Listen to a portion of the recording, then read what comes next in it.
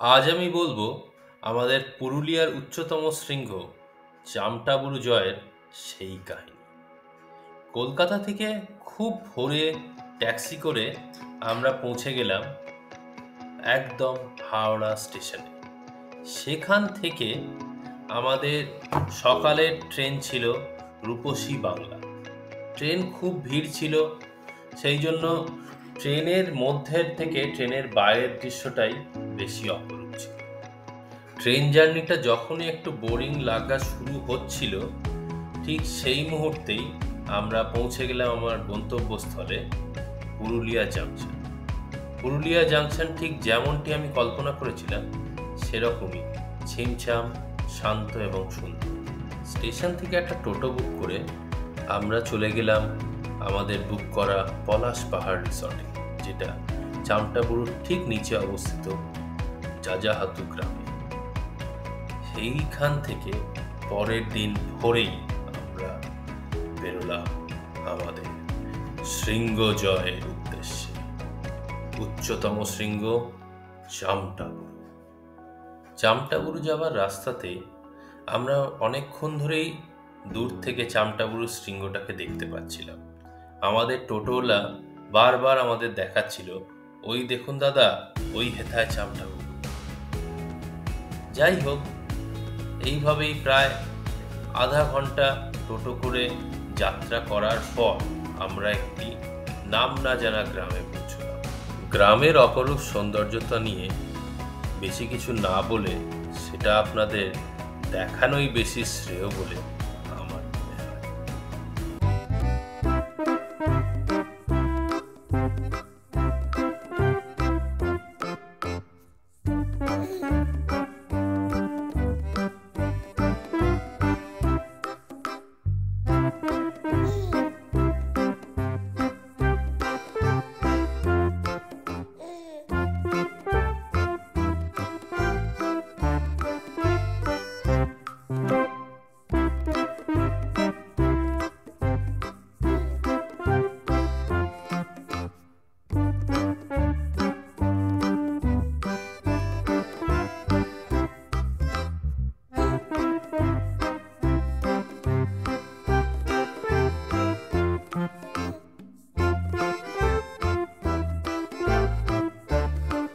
অবশেষে সেই গ্রামের মায়া ত্যাগ করে আমরা এগিয়ে চললাম আমাদের প্রধান গন্তব্যস্থল চামটাবুরুর উদ্দেশ্যে।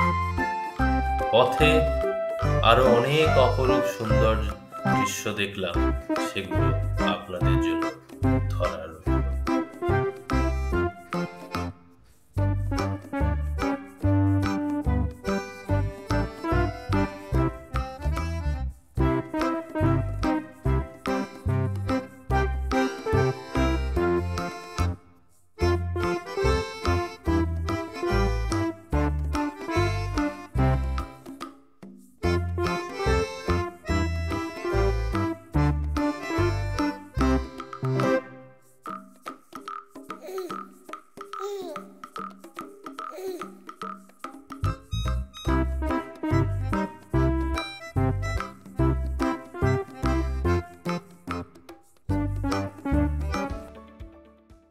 এরপর চামটাবুরুর ঠিক পাদদেশে এসে আমরা শুরু করলাম চামটাবুরু আরোহণ পর্ব।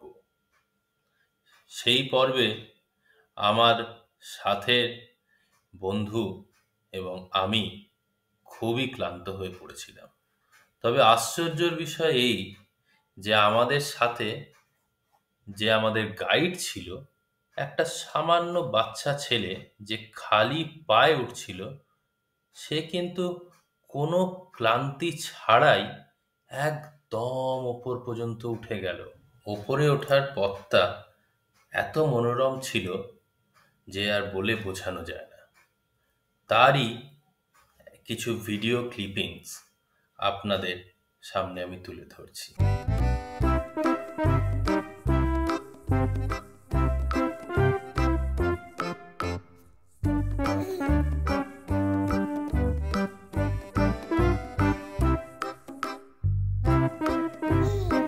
প্রায় 1 ঘন্টা পর্বতারোহণের পর আমরা পৌঁছলাম চামটাবুরুর শৃঙ্গ চূড়াতে। সেখানে প্রায় আধা ঘন্টা আমরা বসে নানান রকম ভিডিও তুলে জায়গাটাকে উপভোগ করেছিলাম। তারই কিছু ক্লিপিংস আপনাদের জন্য।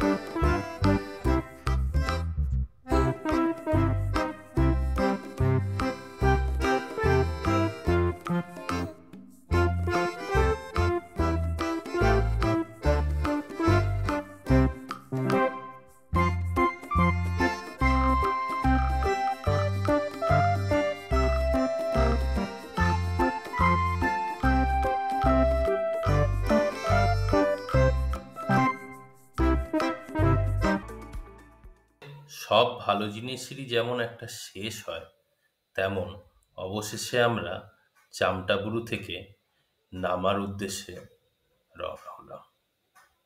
আমাদের সাথে গাইড ছিল, কিন্তু তবুও ফেরার পথটা যেন আরো বেশি ভয়াবহ ও দুর্গম মনে হচ্ছিল। হয়তো তার একটা খুব বড় কারণ হলো যে ফেরার সময় আধার অনেকটা নেমে এসছিল এবং ঠিক মতো কিছুই দেখা যাচ্ছিল না। যাই হোক, এসবের বাহুল্যেও আমরা সেফলি নিচে নেমে আসতে পেরেছিলাম। সেই সন্ধেতে আমরা নিচে নেমে পলাশপাহাড় রিসর্টে ফিরে গেছিলাম। আর পরের দিন ভোরবেলায় সেই মায়াবী পুরুলিয়া ছেড়ে আমাদের আবার কঠিন কঠোর কলকাতার কংক্রিট জঙ্গলে ফিরে আসতে হয়েছিল।